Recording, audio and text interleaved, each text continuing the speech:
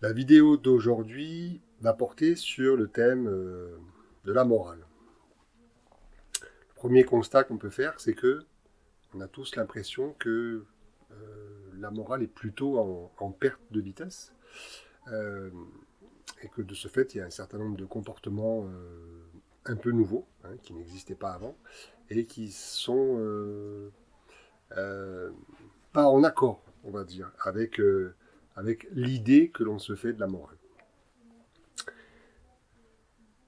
L'objectif de la vidéo aujourd'hui, c'est un petit peu de retrouver l'origine et l'explication de cette morale. Le premier point, c'est que on a besoin, pour l'éducation d'un enfant, de deux choses. La première, elle est évidente, tout le monde est d'accord là-dessus, enfin, tout le monde a ça à l'esprit en tout cas, c'est la question d'amour. On sait que l'enfant a besoin d'amour. Par contre, il y a un deuxième point qu'on sait un peu moins, c'est que en parallèle à cet amour, il a également besoin, je dirais impérativement, euh, d'interdit. Donc on va préciser le sens du mot interdit, mais c'est le deuxième point incontournable.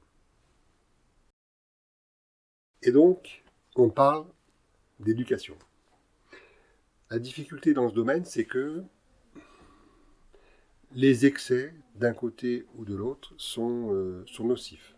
À la fois pour l'enfant, ça c'est une chose, mais à la fois aussi, plus tard, au niveau social. Donc on a évoqué la nécessité de la pose d'interdits, le danger du manque d'interdits, ça pourrait être le trop plein d'amour, on peut dire, euh, et ça a pour résultat un enfant, et le terme va vous paraître sans doute un peu paradoxal, mais pour autant, il a sa signification, ça a pour résultat un enfant trop sécurisé.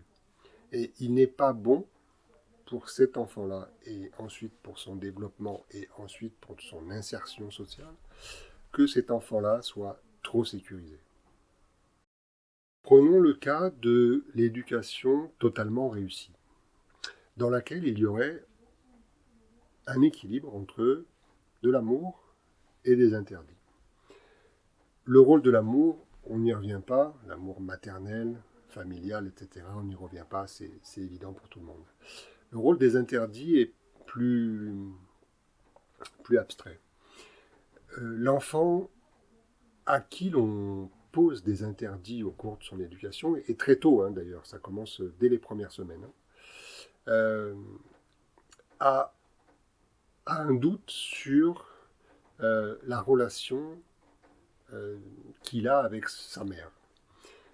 Et donc, il n'est pas sûr que cette relation soit éternelle. Or, à ce moment-là, il en a beaucoup besoin.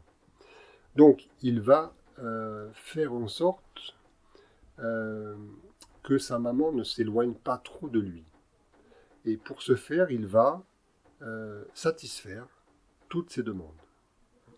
Il va être au plus près de ses demandes. Il va être très très attentif à ce que sa mère va lui demander. Et sa mère lui demande quoi? Sa mère lui demande des choses qui sont en rapport avec sa culture, sa morale, les règles, le social, etc., etc. Et donc petit à petit, comme ça, l'enfant acquiert cette morale qui, au départ, lui semble tout à fait abstraite et il le fait pas en pensant à la morale, il le fait juste en pensant je tiens à garder ma mère près de moi, donc je satisfais ses demandes.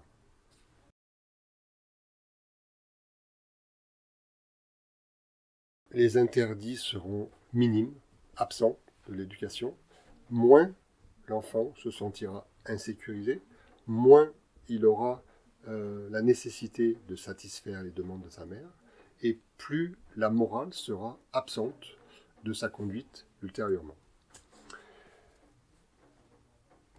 De ce fait, la morale nous semble quelque chose qui nous est imposé, venu de l'extérieur, qui est au-dessus de nous en fait. Alors, en réalité, c'est plus compliqué que ça. C'est-à-dire que tout se passe comme si l'enfant avait une capacité instinctive à accepter une morale. Mais pour ce faire, il faut que la maman réactive en fait cette capacité en posant des interdits. Et le point encore plus